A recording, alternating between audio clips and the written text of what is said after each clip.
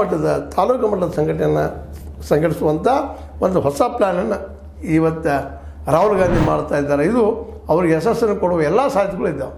ಯಾಕಂದ್ರೆ ಜನರೊಂದಿಗೆ ಸಂಪರ್ಕ ಮಾಡಿದಾಗ ಜನರ ಸಂಪರ್ಕ ಮಾಡೋದ್ರಿಂದ ಜನರ ಸಮಸ್ಯೆ ಜನರಿಗೆ ಬೇಕಾಗಿರೋದೇನು ಎಲ್ಲ ಗೊತ್ತು ಮಾಡೋದ್ರಿಂದ ಆ ದಿಶೆಯಲ್ಲೇ ನಮ್ಮ ಪ್ಲ್ಯಾನ್ಗಳನ್ನು ಹುಡುಕಬೇಕಾಗ್ತದೆ, ಮಾಡಬೇಕಾಗ್ತದೆ ಅನ್ನೋದು ಸಾರ್ವಜನಿಕ ಸತ್ಯ.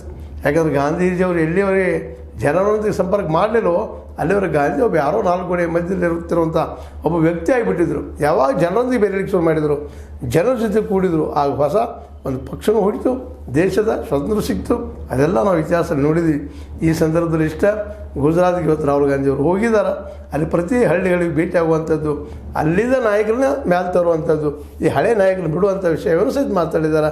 ಅವ್ರ ಮಾತುಗಳು ಇತ್ತೀಚೆಗೆ ಒಂದು ರೀತಿ ಸಂಘರ್ಷಣೆಗಿಂತಲೂ ಒಂದು ಏನಂತೀರಪ್ಪ ನೀವು ವಿಕಾಸವಾದ ಕಡೆಗೆ ಮತ್ತು ನಿಶ್ಚಿತವಾಗಿ ನಾವು ಗೆಲ್ತೀವಿ ಅನ್ನೋಂಥ ಮತದ ಕಡೆಗೆ ಹೋಗೋದನ್ನು ಗಮನಿಸಿದಾಗ ಇಲ್ಲೇ ರಾಹುಲ್ ಗಾಂಧಿ ಈ ರೀತಿ ಜನರನ್ನು ಸಂಪರ್ಕ ಮಾಡೋದು ದೆಹಲಿಯ ನಮ್ಮ ಇವರು ಏನಪ್ಪ ಅಂತಂದ್ರೆ ಶಾ ಮತ್ತು ಮೋದಿ ಅವರಿಗೆ ಒಂದು ದೊಡ್ಡ ಸಂಕಟ ಅಂತಂದಿಟ್ಟಂಗಾಗ್ಯದ.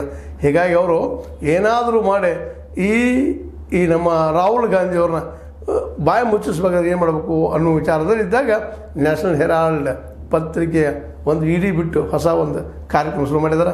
ಹೇಗಾದರೂ ಮಾಡಿ ಜೈಲಿನಲ್ಲಿ ಹಾಕಬೇಕು ಅಂತೇಳಿ. ಆದರೆ ಒಂದು ನೆನಪಿಡಬೇಕಾಗಿದೆ ಇಲ್ಲೇ ಮೋದಿ ಮತ್ತು ಶಾ ಅವರು, ನೀವು ಎಷ್ಟು ರಾಹುಲ್ರನ್ನ ಜೈಲಿಗೆ ಹಾಕ್ತಿರೋ ಅಷ್ಟು ಅವ್ರು ಬೆಳೀತಾರೆ ಅನ್ನೋದು ನಿಮ್ಮ ಗಮನದಲ್ಲಿರಲಿ. ಯಾಕಂದರೆ ಜೈಲಿನಿಂದ ಇಂದಿರಾ ಗಾಂಧಿ ಅವ್ರ ವಿರುದ್ಧ ಡಿಕ್ಟೇಟರ್ಶಿಪ್ ವಿರುದ್ಧ ಗೆದ್ದು ಬಂದವರು ಜಾರ್ಜ್ ಫರ್ನಾಂಡಿಸ್. ಇದು ನೆನಪಿರಲಿ. ಹೆಂಗೆ ರಾಹುಲ್ ಗಾಂಧಿಯನ್ನು ಲೀಡರ್ ಮಾಡೋದಕ್ಕಾಗಿ ನೀವು ಇಡುತ್ತಿರುವಂಥ ಹೆಜ್ಜೆ ಅವರನ್ನು ದೊಡ್ಡ ಲೀಡರ್ ಮಾಡುವಂಥ ಒಂದು ಏನಪ್ಪ ಅಂತಂದ್ರೆ ಕೆಲಸ ಮಾಡಬಾರ್ದು ಅಂತ ನೆನಪಿಡೋನು ಇದ್ರ ಬಗ್ಗೆ ಹೆಜ್ಜೆ ಹೇಳ್ಬೇಕಾಗ್ಯದ. ಯಾಕಪ್ಪ ಅಂತಂದ್ರೆ ರಾಹುಲ್ ಗಾಂಧಿ ಅವರು ಇವತ್ತು ನಿಧಾನಕ್ಕೆ ಜನನಾಯಕರಾಗಿ ಎದ್ದು ಬರ್ತಾಯಿದ್ದೀರಿ ಅನ್ನೋದು ಗಮನದಲ್ಲಿ ಹಿಡ್ಕೋಬೇಕಾಗಿದೆ ಅಂತ ಹೇಳ್ತಾ, ನಿಮಗೆ ಈ ವಿಡಿಯೋ ಲೈಕ್ ಆಗಿರ್ಬೋದು, ಲೈಕ್ ಮಾಡಿ, ಶೇರ್ ಮಾಡಿ, ಕಮೆಂಟ್ ಮಾಡಿ, ಜೊತೆಗೆ ಸಬ್ಸ್ಕ್ರೈಬ್ ಆಗೋದು ನಿಲ್ಲಿಸ್ಬೇಡ್ರಿ. H60 ನ್ಯೂಸ್ ಅರ್ಥಾತ್ ಹೇ ಸೀತಾರಾಮ ಸತ್ಯದ ಕೈಗಂಡೆ ವಂದನೆಗಳು.